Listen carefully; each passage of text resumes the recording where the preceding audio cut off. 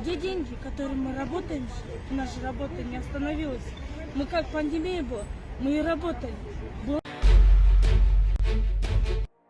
В центре Бишкека сегодня проходит очередной митинг. На этот раз на акцию вышли работники государственного предприятия «Кыргызпочтасы». У главного здания собралось около 20 человек. Они требуют выплатить им годовую премию за 2019 год и увеличить заработные платы на 50%. По их словам, сегодня почтальоны в среднем получают 5400 сомов в месяц. Зарплату не поднимали уже 5 лет. С каждым годом работы в почтовых отделениях становится все больше. Мы занимаемся выплатой пенсий и пособий, разносом писем и газет по домам. Разносим также письма счастья по проекту «Безопасный город». В прошлом году нам обещали повысить зарплату именно с доходов этих писем, но фактически этого нет. Мы бы уже умерли с голоду, если бы нам в магазинах не давали в долг, говорят протестующие.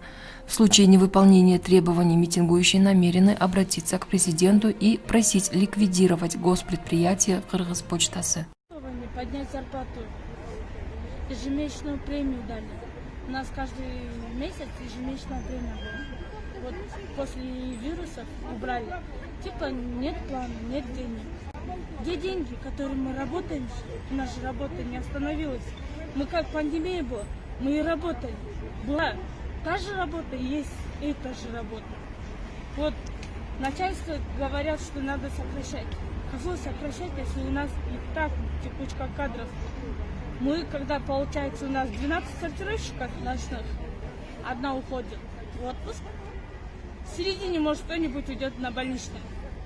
У нас, получается, уже двоих нету, а у нас некому. Получается, мы сутки через трое работаем. Скажите, вот сколько ваша зарплата составляет, да? И почему вот люди же могут подумать, что у вас зарплата большая, а вы еще больше хотите. Просто вы сначала должны указать, сколько у вас зарплата. Мы сейчас получаем 7,5 в руки. Это ночные смены получают. А вот почтальоны сейчас, вот посмотрела квитки, да, у них 5700. 5700. Кто проживет на эти деньги сейчас? Вот у нас, например, дети есть. И ходить вот за одного ребенка ушло 5000. Просто спортивные штаны, куртку, все, 5000 ушло. А есть у некоторых трое детей. А что они будут делать с 5000 сомами? Никто же? Вот, например, в департаменте сидят, да, вот мы краем ухом слышали, да, у них зарплата по 40 000. Что они там делают? На креслах белых бумажках сидят, да?